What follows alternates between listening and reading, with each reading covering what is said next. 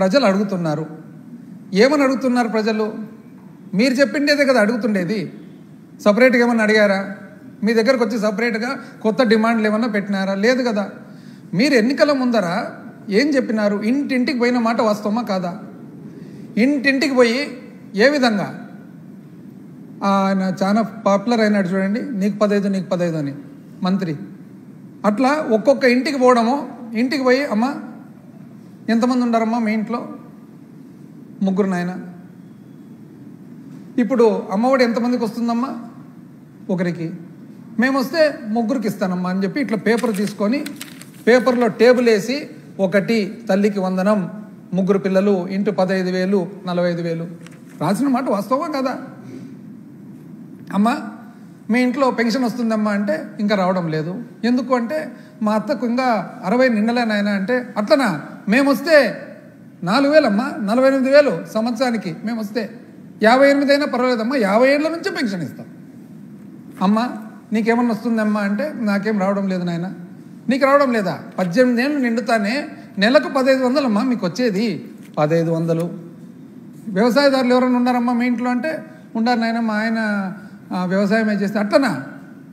12,500 ఇప్పుడు రైతు భరోసా కాకుండా 20,000 రూపాయలమ్మా మేము ఇచ్చేదని మళ్ళీ 20. పిల్లలు ఎవరైనా ఉద్యోగం లేని వాళ్ళు ఉండాలంటే నా కొడుకు చదువులు అయిపోయినాయి నాయన, ఇంకా ఇంతవరకు ఉద్యోగం రాలేదు. ఉద్యోగం రాలేదా మీకు? అరే 3,000 రూపాయలమ్మా, 3,000 నెలకు, నీకేం దిగులే లేదు. ఎట్లా పోతున్నావమ్మా నువ్వు? ఏదైనా పని ఉంటాయంటే ఏం చేస్తావు నేను? ఆటో గిటో లేదు, బస్సు ఫ్రీ, నీకు ఫ్రీ అమ్మా. వంటలు ఎట్లా చేసుకుంటున్నావమ్మా అంటే ఏదో నేను కదా కష్టపడుతున్నామంటే 3 సిలిండర్లమ్మా మీకు ఫ్రీ. ఇవన్నీ చెప్పిన మాట వాస్తవాలా కాదు? ఇప్పుడు ఏమడుగుతున్నారు పబ్లిక్? ప్రజలు ఏమడుతున్నారంటే ఈమైనా మాకు చెప్పి ఓట్లు వేయించుకున్నారు కదా, మాకు ఎప్పుడు ఇస్తారు అని అడుగుతున్నారు. మా పాత్ర ఏమి? ప్రతిపక్షం పాత్ర, ప్రజల తరఫున మాట్లాడాల్సిన బాధ్యత మాకుందా లేదా?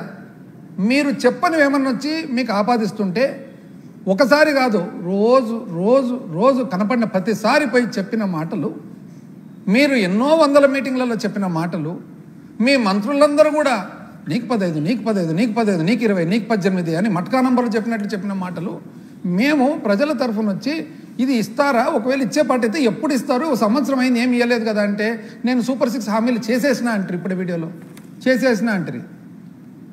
ఏం చేసినారు అని అంటే 1,500 రూపాయలు ఏదైతే మహిళలకు 18 ఏళ్ళు నిండుతాను ఇస్తా అని చెప్తారో అది పీపీపీ మోడల్కు లింకప్ చేసిన అంటారు. అదేందండి అది?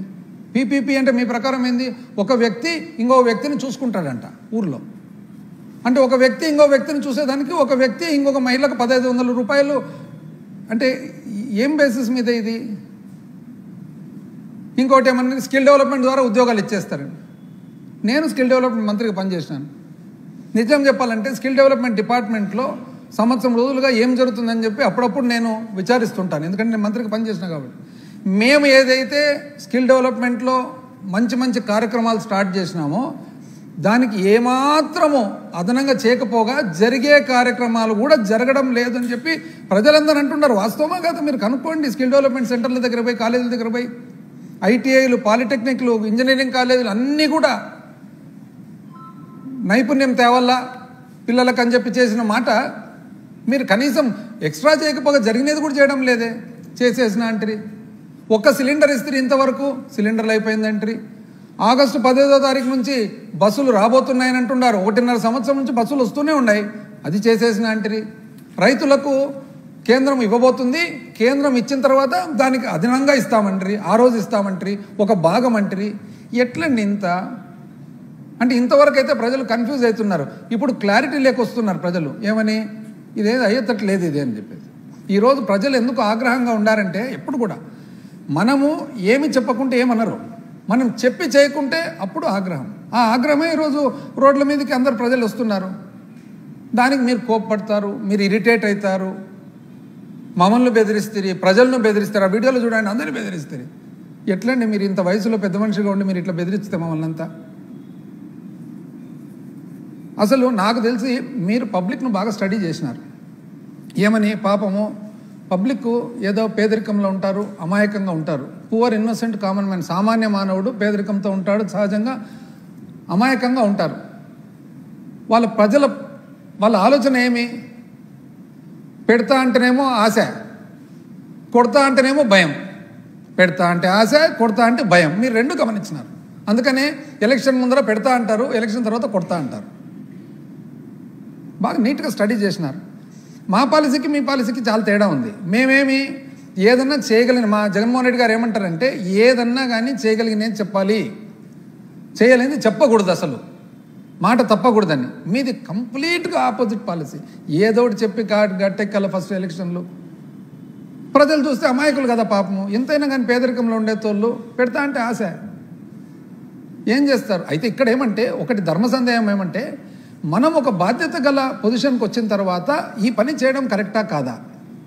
ప్రజలు అమాయకులు కదా, వాళ్ళను ఈ విధంగా మనం ఎక్స్ప్లాయిట్ చేయడం కరెక్టా కాదా అనేది మనము మన ఆత్మసాక్షి మనం ప్రశ్నించుకోవాలన్నమాట.